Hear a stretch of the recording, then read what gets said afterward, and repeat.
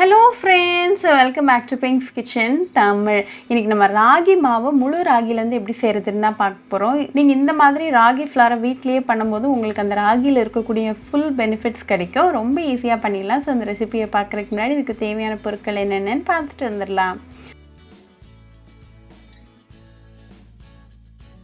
ஒரு பவுல்ல 2 கப் அளவுக்கு முழு ராகி சேர்த்துக்கோங்க. உங்களுக்கு பிடிச்ச பிராண்ட் நீங்க யூஸ் பண்ணிக்கலாம். ராகி வந்து முழுசா இருக்கும்போது இப்படி தான் இருக்கும்.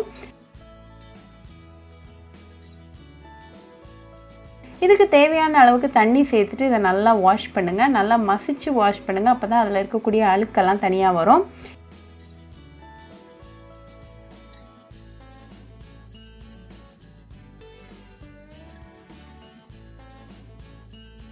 இப்போ இந்த தண்ணி எல்லாம் நீக்கிட்டு கொஞ்சம் கூடி ஃப்ரெஷ் வாட்டர் சேர்த்துக்கோங்க. இதை ஒரு மூடி போட்டு க்ளோஸ் பண்ணிட்டு 4 மணி நேரம் ஊற வச்சிடலாம். இப்போ 4 மணி நேரம் ஆயாச்சு. நம்மளோட ராகி எல்லாம் நல்லா ஊறி ரெடியா இருக்கு. அகைன் தண்ணி எல்லாம் நீக்கிட்டு இந்த மாதிரி ஒரு காட்டன் கிளாத்ல ஸ்ப்ரெட் பண்ணிருங்க.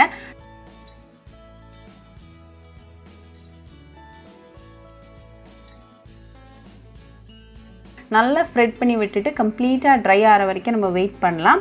அப்பப்போ ஸ்ப்ரெட் பண்ணிக்கிட்டே இருங்க. அப்போ எல்லா சைட்ஸும் நல்லா ஈவனா ட்ரை ஆகும்.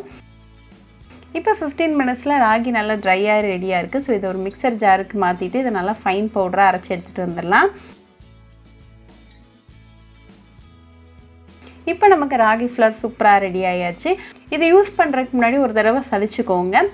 இந்த ராகி ஃப்ளவர் வச்சு நீங்க இட்லி, தோசை, ஆப்பம், இடியாப்பம், புட்டு, பாரேஜ் இந்த மாதிரி எதுனாலும் ட்ரை பண்ணலாம். எந்த மாவுக்கு பதிலாக வேணாலும் நீங்க இந்த ராகி ஃப்ளவரை யூஸ் பண்ணிக்கோங்க. ரொம்பவே ஹெல்தியா இருக்கும்.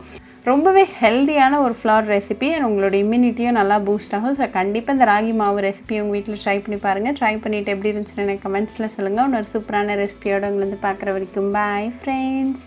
உங்களுக்கு இந்த வீடியோ பிடிச்சிருந்தா லைக் பண்ணுங்க, ஷேர் பண்ணுங்க, கமெண்ட் பண்ணுங்க அண்ட் மறக்காம சப்ஸ்கிரைபும் பண்ணிருங்க. கூடவே பக்கத்துல இருக்க பெல் ஐகானையும் கிளிக் பண்ணிக்கோங்க. அப்பதான் நான் போடுற வீடியோஸ் எல்லாம் உங்க நோட்டிஃபிகேஷன்ல வரும். உங்களுக்கு ரெசிபிஸ் இங்கிலீஷ்ல பார்க்கணும்னா பிங்க்ஸ் கிச்சன் சேனலை பாருங்க. சேனலோட லிங்க் நான் அந்த டிஸ்கிரிப்ஷன் பாக்ஸ்ல கொடுக்குறேன். மறக்காம செக் பண்ணுங்க. இன்னொரு இன்ட்ரெஸ்டிங்கான ரெசிபியோட உங்களை வந்து பார்க்குற வரைக்கும் பாய் ஃப்ரெண்ட்ஸ்.